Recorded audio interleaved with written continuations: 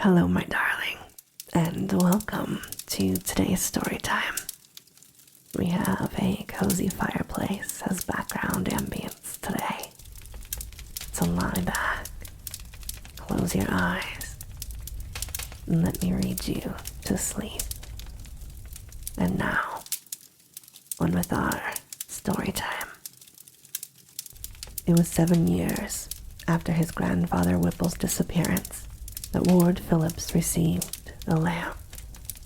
This, like the house on Angle Street where Phillips lived, had belonged to his grandfather.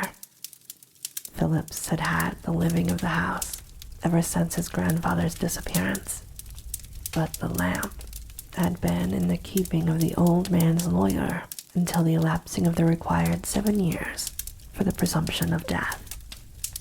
It had been his grandfather's wish that the lamp be safely kept by the lawyer in the event of any untoward circumstance, whether death or any other, so that Phillips would have sufficient time to browse as he pleased in the sizable Whipple library, in which a great store of learning waited for Phillips's attention.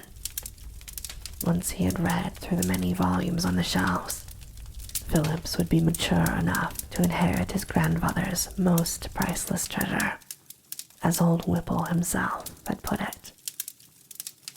Phillips was then 30 and in indifferent health, though this was but a continuation of the sickliness which had so often made his childhood miserable.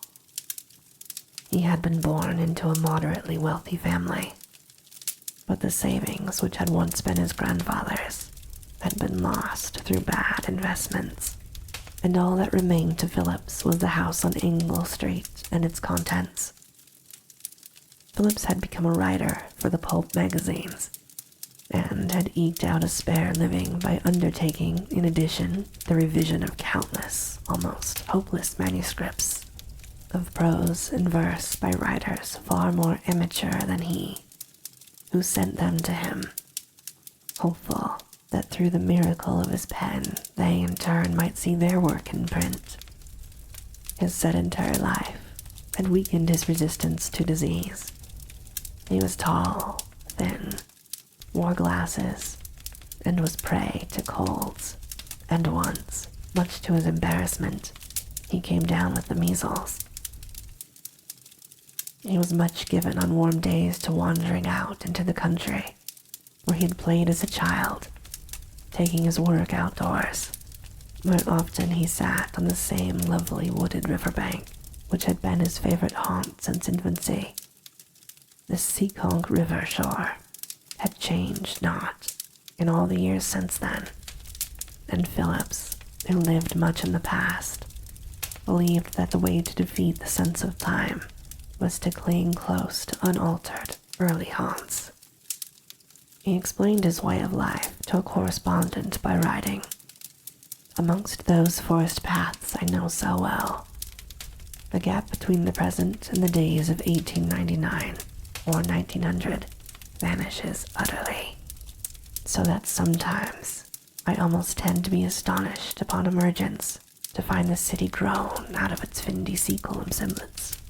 And in addition to the Seaconk's bank, he went often to a hill, Nanticon haunt, from the slope of which he could look down upon his native city and wait there for the sunset and the enchanting panoramas of the city springing to life by night, with the steeples and gambrel roofs darkening upon the orange and crimson, or mother of pearl and emerald afterglow, and the lights winking on one by one, making of the vast, sprawling city the magical land to which more than to the city by day Phillips fancied himself bound. As a result of these diurnal excursions, Philip worked far into the night, and the lamp, because he had long ago given up the use of electricity to conserve his meager income, would be of use to him, for all that it was of an odd shape and manifestly very old. The letter which came with this final gift from the old man whose attachment to his grandson had been unbounded and was cemented by the early death of the boy's parents, explained that the lamp came from a tomb of Arabia of the dawn of history. It had once been the property of a certain half-mad Arab known as Abdul Alhazred, and was a product of the famous tribe of Ad, one of the 4 mysterious, little-known tribes of Arabia, which were Ad of the south, Tamud of the north, Tazim and Jadis of the center of the peninsula. It had been found long ago in the hidden city called Irem, a city of pillars, which had been erected by Shedad, last of the despots of Ad, and was known by some as the Nameless City, and said to be in the area of Hadramaut, and by others to be buried under the ageless, ever-shifting sands of the Arabian deserts, invisible to the ordinary eye, but sometimes encountered by chance by the favorites of the prophet. In concluding his long letter, old Whipple had written, "It may bring pleasure equally by being lit or by being left dark. It may bring pain on the same terms. It is the source of ecstasy or terror." The Lamp of Alhazred was unusual in its appearance. It was meant for burning oil and seemed to be of gold. It had the same shape of a small oblong pot, with a handle curved up from one side, and a spout for a wick and flame on the other. Many curious drawings decorated it, together with letters and pictures arranged into words in a language unfamiliar to Phillips, who could draw upon his knowledge for more than one Arabian dialect, and yet knew not the language of the inscription on the lamp. Nor was it Sanskrit, which was inscribed upon the metal, but a language older than that, one of letters and hieroglyphs, some of which were pictographs. Phillips worked all one afternoon to polish it, inside and out, after which he filled it with oil. That night, putting aside the candles and the kerosene lamp by the light of which he had worked for many years, he lit the Lamp of Alhazred. He was mildly astonished at the warmth of its glow, the steadiness of its flame, and the quality of its light. But since he was behind in his work, he did not stop to ponder these things, but bent at once to the task in hand, which was the revision of a lengthy creation in verse, which began in this manner. "Oh, 'twas on a bright and early morn of a year long before I was born, while earth was yet being torn, long before by strife 'twas worn." It went on even more archaically in a style long ago out of fashion. Ordinarily, however, the archaic appealed to Phillips. He lived so definitely in the past that he had pronounced views and a philosophy all his own about the influence of the past. He had an idea of impersonal pageantry and time and space defying fantasy, which had always, from his earliest consciousness, been so inextricably bound up with his inmost thoughts and feelings that any searching transcript of his moods would sound highly artificial, exotic, and flavored with conventional images, no matter how utterly faithful it might be to the truth. What had haunted Phillips's dreams for decades was a strange sense of adventurous expectancy, connected with landscapes and architecture and sky effects. Always in his mind was a picture of himself at 3, looking across and downward from a railway bridge at the densest part of the city, feeling the imminence of some wonder which he could neither describe nor fully conceive, a sense of marvel and liberation hiding in obscure dimensions and problematically reachable at rare instances, still through vistas of ancient streets, across leagues of hill country, or up endless flights of marble steps culminating in tiers of balustraded terraces. But however much Phillips was inclined to retreat to a time when the world was younger and less hurried, to the 18th century or even farther back, when there was still time for the art of conversation, and when a man might dress with a certain elegance and not be looked at askance by his neighbors. The lack of invention in the lines over which he struggled, and the paucity of ideas, together with his own weariness, soon combined to tire him to such an extent that he found it impossible to continue, and recognizing that he could not do justice to these uninspired lines, he pushed away at last and leaned back to rest. Then it was that he saw a subtle change had come upon his surroundings. The familiar walls of books, broken here and there by windows, over which Phillips was in the habit of drawing the curtains tight so that no light from the outside, or sun or moon or even stars, invaded his sanctuary, were strangely overlaid not only with the light of the lamp from Arabia, but also by certain objects and vistas in that light. Wherever the light fell, there, superimposed upon the books on their serried shelves, were such scenes as Phillips could not have conjured up in the wildest recesses of his imagination. But where there were shadows, as for instance, where the shadow of the back of a chair was thrown by the light upon the shelves, there was nothing but the darkness of the shadow and the dimness of the books on the shelves in that darkness.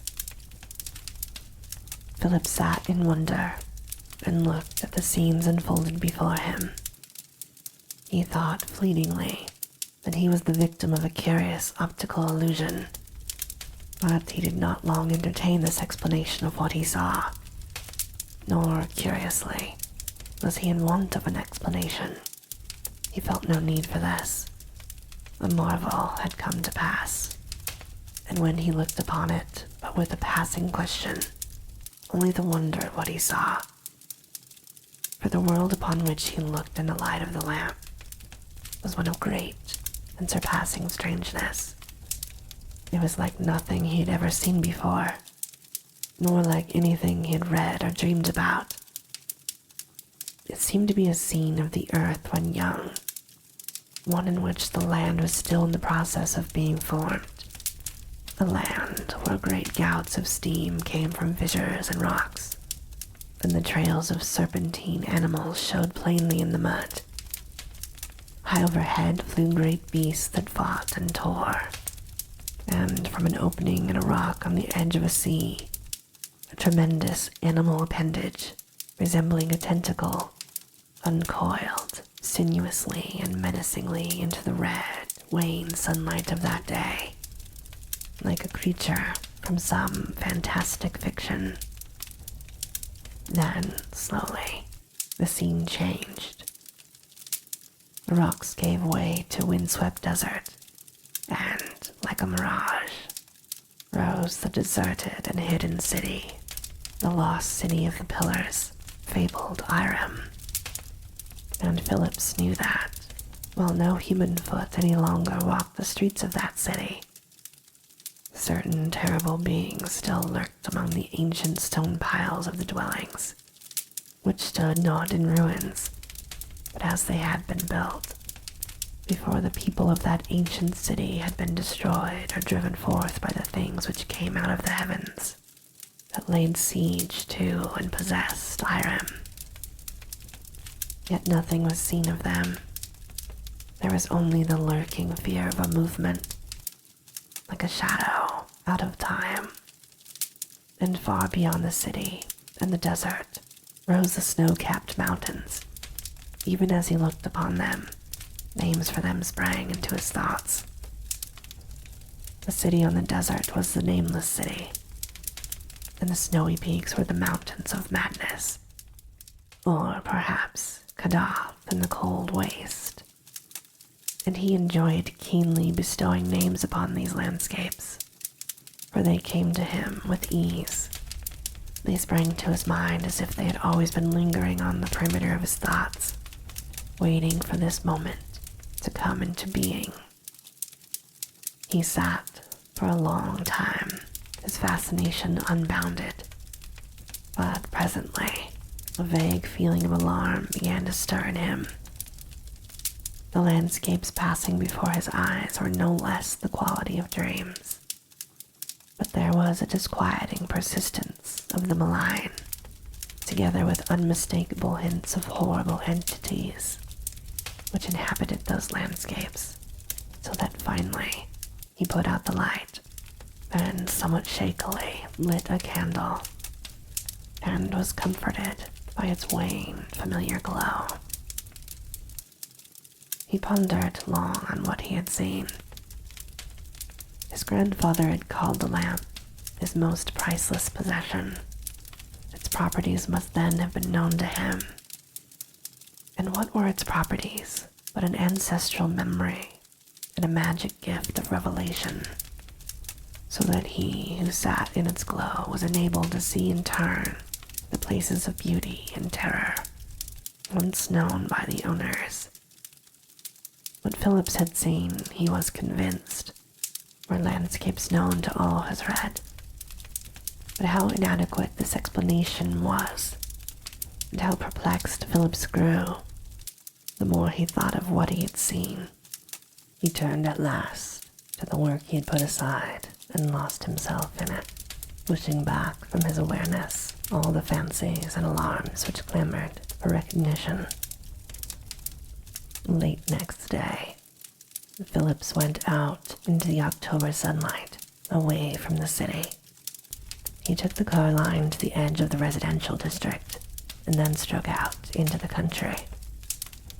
He penetrated a terrain which took him almost a mile from any spot he had ever before trod in the course of his life, following a road which branched north and west from the Plainfield Pike, and ascending a low rise which skirted Nanticoke-Haunt's western foot, and which commanded an utterly idyllic vista of rolling meadows, ancient stone walls, hoary groves, and distant cottage roofs to the west and south.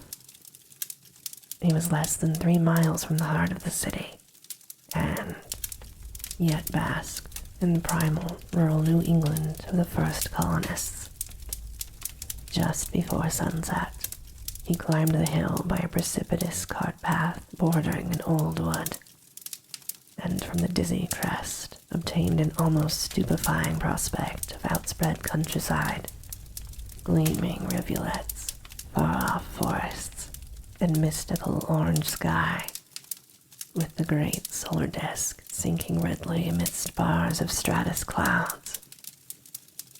Entering the woods, he saw the actual sunset through the trees, and then turned east to cross the hill to a more familiar cityward slope which he had always sought. Never before had he realized the great extent of Nanticoke-Haunt's surface. It was in reality a miniature plateau or tableland, with valleys, ridges, and summits of its own, rather than a simple hill.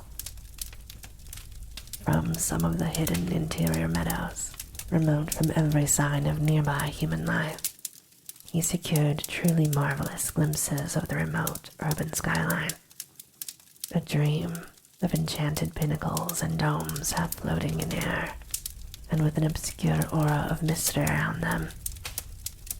The upper windows of some of the taller towns held the fire of the sun after he had lost it, affording a spectacle of cryptic and curious glamour. Then he saw the great round disk of the hunter's moon floating about the belfries and minarets, while in the orange glowing west, Venus and Jupiter commenced to twinkle. His route across the plateau was varied, sometimes through the interior, sometimes getting toward the wooded edge where dark valleys sloped, down to the plain below, and huge balanced boulders on rocky heights imparted a spectral, druidic effect where they stood out against the twilight.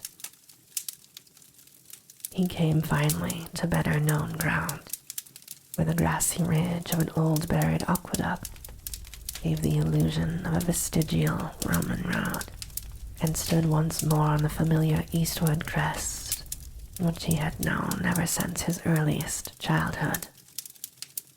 Before him, the outspread city was rapidly lighting up, and lay like a constellation in the deepening dusk. The moon poured down increasing floods of pale gold, and the glow of Venus and Jupiter in the fading west had grown intense. The way home lay before him down a steep hillside to the car line, which would take him back to the prosaic haunts of man. But throughout all of these halcyon hours, Phillips had not once forgotten his experience of the night before, and he could not deny that he looked upon the coming of darkness with an increased anticipation. The vague alarm which had stirred him had subsided in the promise of further nocturnal adventure, of a nature hitherto unknown to him. He ate his solitary supper that night in haste, so that he could go early to his study, where the rows of books that reached the ceiling greeted him with their bland assurance of permanence. This night, he did not even glance at the work which awaited him, but lit the lamp of Alhazred at once. Then, he sat to wait for whatever might happen. The soft glow of the lamp spread yellowly outward to the shelf-girt walls. It did not flicker. The flame burned steadily, and, as before, the first impression Phillips received was one of comforting, lulling warmth. Then, slowly, the books in the shelves seemed to grow dim, to fade, and gave way to the scenes of another world and time. For hour upon hour that night Phillips watched, and he named the scenes and places he saw, drawing upon a hitherto unopened vein of his imagination, stimulated by the glow from the lamp of Alhazred. He saw a dwelling of great beauty, wreathed in vapors on a headland like that near Gloucester, and he called it the strange high house in the mist. He saw an ancient, gambrel-roofed town, with a dark river flowing through it, a town like to Salem, but more eldritch and uncanny. And he called the town Arkham, and the river Miskatonic. He saw the dark, brooding seacoast town of Innsmouth, and Devil Reef beyond it. He saw the watery depths of Rillier, where dead Cthulhu lay sleeping. He looked upon the wind-swept plateau of Lang, and the dark islands of the South Seas, the places of dream, the landscapes of other places, of outer space, the levels of being that existed in other time continua, and were older than Earth itself, tracing back through the ancient ones to Hawley, in the start, and even beyond. But he witnessed these scenes as through a window or a door, which seemed to beckon him invitingly to leave his own mundane world and journey into these realms of magic and wonder. And the temptation rose ever stronger within him. He trembled with a longing to obey, to discard that which he had become, and chance that which he might be. And, as before, he darkened the lamp and welcomed the book-lined walls of his grandfather Whipple's study. And for the rest of that night, by candlelight, abandoning the monotonous revisions he had planned to do, he turned instead to the writing of short tales, in which he called up the scenes and beings he had seen by the light of the lamp of Alhazred.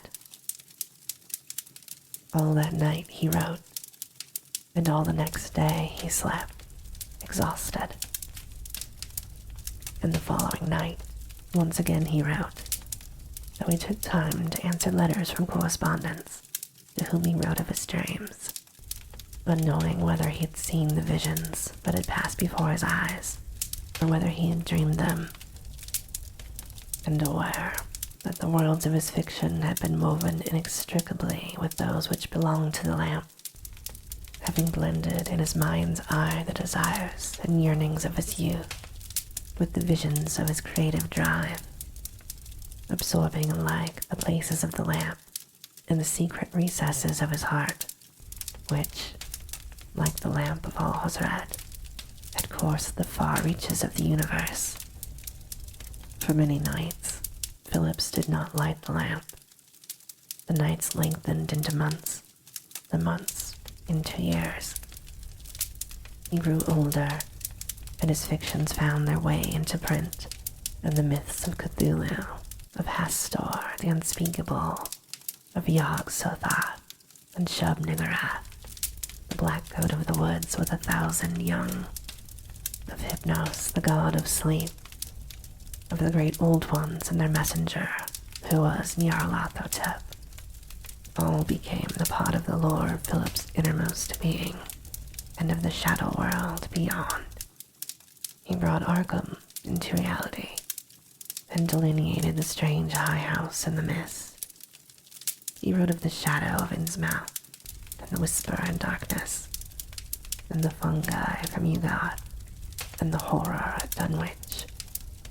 And in his prose and verse, the light from the Lamp of Alhazred shone brightly, even though Phillips no longer used the lamp. 16 years passed in this fashion, and then one night Lord Phillips came upon the lamp where he had put it, behind a row of books on one of the lowermost shelves of his grandfather Whipple's library. He took it out, and at once all the old enchantment and wonder were upon him, and he polished it anew and set it once more on his table. In the long years which had passed, Phillips had grown progressively weaker. He was now mortally ill, and knew that his years were numbered, and he wanted to see again the worlds of beauty and terror that lay within the glow of the Lamp of Alhazred. He lit the lamp once more and looked to the walls. But a strange thing came to pass. Where before there had been on the walls the places and beings of Alhazred's adventures, there now came to be a magical presentation of a country intimately known to Lord Phillips, but not to his time, rather of a time gone by, a dear lost time, when he had romped through his childhood, playing his imaginative games of Greek mythology along the banks of Seacon. From there, once again, were the glades of childhood. There were the familiar coves and inlets where he had spent his tender years. There was once more the bower he had built in homage to the great Pan, and all the irresponsibility. The happy freedoms of that childhood lay upon those walls, for the lamp now gave back his own memory, and he thought eagerly that perhaps it had always given him an ancestral memory. For who could deny that perhaps in the days of his grandfather Whipple's youth, or the youth of those who had gone before him, someone in the Lord Phillips line had seen the places illuminated by the lamp. And once again, it was as if he saw through a door. The scene invited him, and he stumbled weakly to his feet and walked to the walls. He hesitated only for a moment, then strode toward the books. The sunlight burst suddenly all about him. He felt shorn of his shackles, and he began to run lithely along the shore of the Seacon to where, ahead of him, the scene of his childhood waited, and he could renew himself, beginning again, living once more the halcyon time where all the world was young. It was not until a curious admirer of his tales came to the city to visit him Lord Philip's disappearance was discovered. It was assumed that he had wandered away into the woods and been taken ill and died there, for his solitary habits were well known in the Angle Street neighborhood, and his steady decline in health was no secret. Though desultory searching parties were organized and sent out to scour the vicinity of Nantucket and the shores of the Seekonk, there was no trace of Lord Phillips. The police were confident that his remains would someday be found, but nothing was discovered, and in time, the unsolved mystery was lost in the police and newspaper files. The years passed. The old house on Angle Street was torn down. The library was bought up by bookshops, and the contents of the house were sold for junk, including an old-fashioned antique Arabian lamp, for which no one in the technological world past Philip's time could devise any use. And this, my darling, ends our story time for today. As always, I hope that you have very sweet and creepy dreams.